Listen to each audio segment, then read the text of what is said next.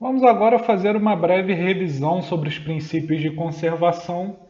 começando por aquele que talvez seja o mais simples e intuitivo de todos eles, que é o princípio de conservação da massa. O porquê dele ser o mais simples e intuitivo de todos eles é porque ele decorre da própria definição do que vem a ser um sistema fechado, que são aqueles sistemas em que a matéria contida nele permanece constante ao longo do processo. Se permanece constante, é de se imaginar que a taxa de variação temporal da massa desse sistema fechado, dessa quantidade fixa de matéria, é igual a zero. Ou seja, a massa permanece, a massa desse sistema fechado, dessa quantidade fixa de matéria, permanece constante ao longo de um processo. Essa é a formulação do princípio de conservação da massa para um sistema fechado, para uma quantidade fixa de matéria. No entanto, nós falamos um pouco sobre isso na última aula. Em muitas situações práticas, é mais conveniente, ao invés de acompanhar o que acontece com uma quantidade fixa de matéria, acompanhar o que acontece em uma região fixa do espaço, que nós denominamos de volume de controle. Para fazer a tradução do princípio de conservação, tal qual formulado para um sistema fechado, e traduzi-lo para a formulação conveniente para volumes de controle, a formulação correta para volumes de controle, nós precisamos de uma ferramenta, e essa ferramenta foi aquela que desenvolvemos na última aula, que é justamente o teorema do transporte de Reynolds. Usando aquela nomenclatura e também a notação que desenvolvemos para o teorema de transporte de Reynolds, nós temos que a grandeza extensiva, a propriedade extensiva, psi maiúsculo, para o caso do princípio de conservação da massa, nada mais vai ser do que a própria massa do sistema.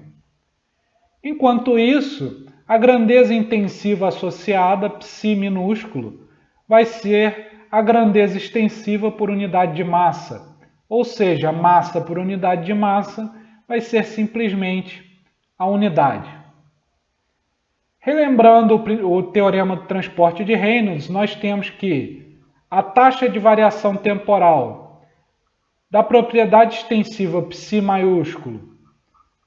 para um sistema fechado, para uma quantidade fixa de matéria, pode ser associada com a integral ao longo do volume de controle de ρ vezes a derivada material da propriedade intensiva associada, somado com essa propriedade intensiva psi minúsculo, multiplicada pela derivada temporal da massa específica, somado com um divergente da massa específica vezes a velocidade.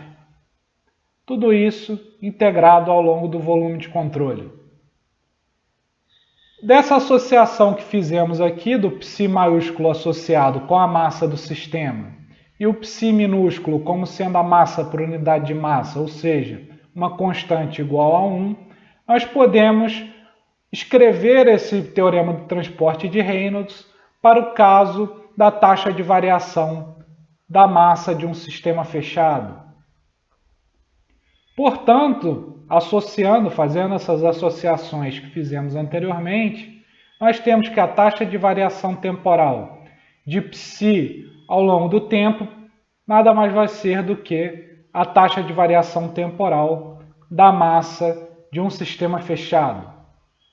Por sua vez, nós temos que psi minúsculo, aquela propriedade intensiva associada, é uma constante igual a 1. Portanto, a sua derivada material será nula. Além disso, esse psi minúsculo que multiplica a derivada temporal da massa específica somada com o divergente de ρ vezes v vai ser 1. Portanto, nós temos que, o teorema do transporte de Reynolds para o caso do princípio de conservação da massa pode ser escrito como a taxa de variação temporal daquela quantidade fixa de matéria do sistema fechado vai ser igual à integral ao longo do volume de controle da derivada da massa específica, derivada temporal, somada ao divergente de ρ vezes v. Tudo isso integrado ao longo do volume. E pelo princípio de conservação da massa, essa integral, bem como a taxa de variação temporal da massa do sistema, terá que ser igual a zero. Tendo como ponto de partida aquele princípio de conservação da massa para volumes de controle que desenvolvemos agora há pouco, que é repetido agora nessa tela, e fazendo dessa vez fazendo o volume de controle tender a zero, que para todos os efeitos práticos não será zero, será aquele V estrela, que definimos no contexto da hipótese do contínuo, como sendo aquele menor volume para o qual nós temos propriedades bem definidas, nós temos propriedades estatisticamente significativas. Portanto, tomando esse volume de controle infinitesimal,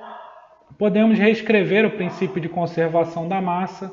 na sua forma diferencial.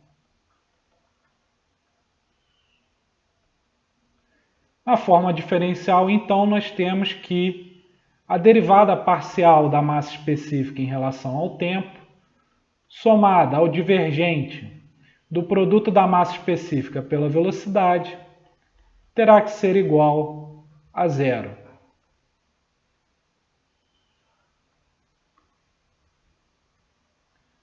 Usando uma identidade de cálculo vetorial que nos diz que o divergente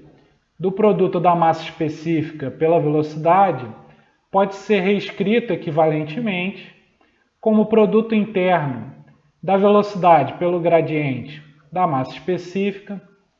somado à massa específica multiplicada pelo divergente da velocidade. Substituindo essa identidade do cálculo vetorial naquela fórmula diferencial do princípio de conservação da massa que acabamos de obter, podemos reescrevê-lo para dizer que a derivada parcial da massa específica em relação ao tempo, somada ao produto interno da velocidade pelo gradiente da massa específica, somado ao produto da massa específica pelo divergente da velocidade, terá que ser igual a zero. Reconheçam que esses dois primeiros termos aqui se encaixam naquela definição que demos para a derivada material. Mais especificamente, esses dois termos equivalem à derivada material da massa específica em relação ao tempo. Portanto, de maneira absolutamente equivalente, nós podemos reescrever o princípio de conservação da massa na forma diferencial como sendo a derivada material da massa específica somado ao produto da massa específica pelo divergente da velocidade. Tudo isso tem que ser igual a zero.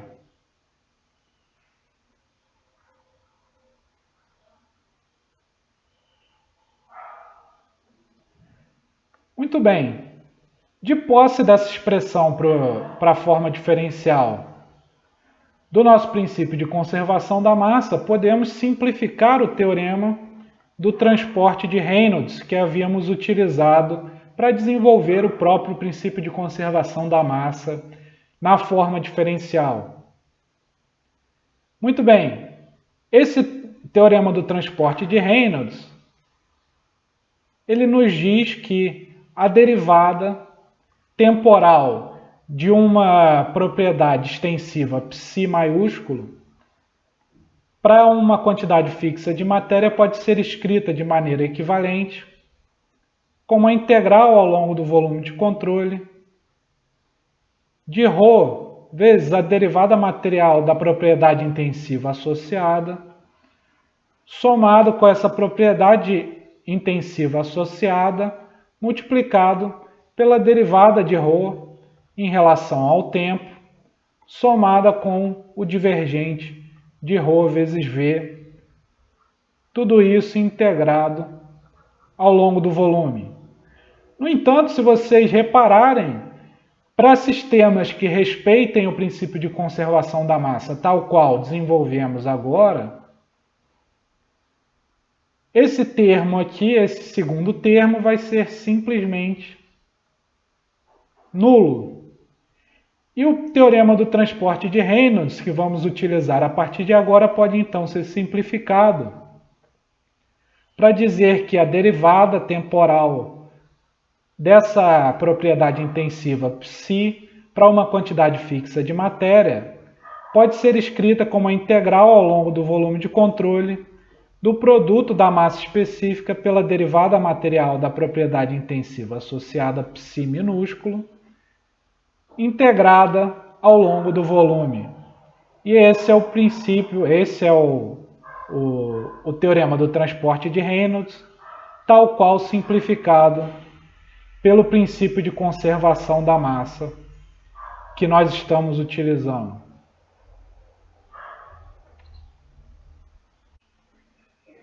Para a maioria dos escoamentos que analisaremos dentro do escopo desse curso, e também para muitos escoamentos que encontramos na prática da engenharia, é razoável se fazer a hipótese de que o escoamento é incompressível.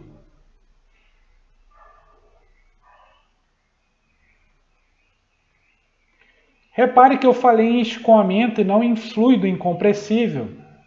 Isso porque o critério de validade dessa hipótese depende não só das propriedades do fluido, mas também das características do escoamento. Mais especificamente, essa hipótese será válida desde que a derivada material da massa específica seja muito menor do que o produto da massa específica pelo divergente da velocidade. Isso é aproximadamente verdadeiro para praticamente todos os escoamentos envolvendo líquidos,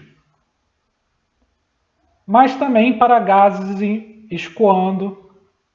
em baixas velocidades, tipicamente para escoamentos de gases com Mach abaixo de 0,3. Portanto, sendo essa hipótese válida, esse critério satisfeito, nós temos que, ao olhar para aquele princípio de conservação da massa na forma diferencial que desenvolvemos agora há pouco, nós temos que o segundo termo do lado esquerdo, o produto da massa específica pelo divergente da velocidade, irá dominar essa equação e poderemos então desprezar o primeiro termo aparecendo nessa equação, fazendo ser aproximadamente nulo. Portanto, nós temos que, dentro da hipótese de escoamento incompressível, podemos escrever o princípio de conservação da massa na forma diferencial como sendo o produto da massa específica pelo divergente da velocidade igual a zero, ou de maneira equivalente, o divergente da velocidade sendo igual a zero, o que nos diz que V, o campo vetorial de velocidades, é solenoidal.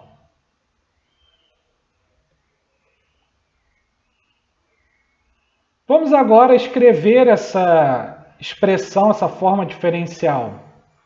do princípio de conservação da massa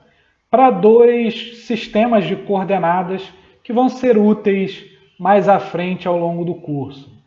O primeiro é o sistema de coordenadas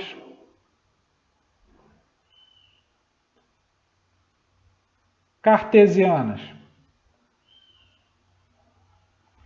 Para esse sistema de coordenadas, nós temos que a derivada da componente do vetor velocidade na direção x em relação a x, somado com a derivada da componente do vetor velocidade na direção y em relação a y, somado com a derivada da componente do vetor velocidade na direção z em relação a z, tem que ser igual a zero. O outro sistema de coordenadas é o sistema de coordenadas cilíndricas,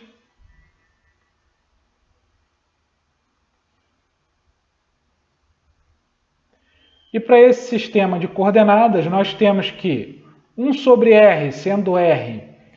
a coordenada na direção radial, vezes a derivada nessa direção radial do produto dessa coordenada na direção radial pela componente de velocidade, do vetor velocidade, nessa direção radial, somado com 1 sobre r, também a coordenada na direção radial, da derivada da componente do vetor velocidade na direção de θ, na direção do ângulo, em relação a esse mesmo θ, somado com a derivada da componente do vetor velocidade na direção z, em relação a z, terá que ser igual a zero.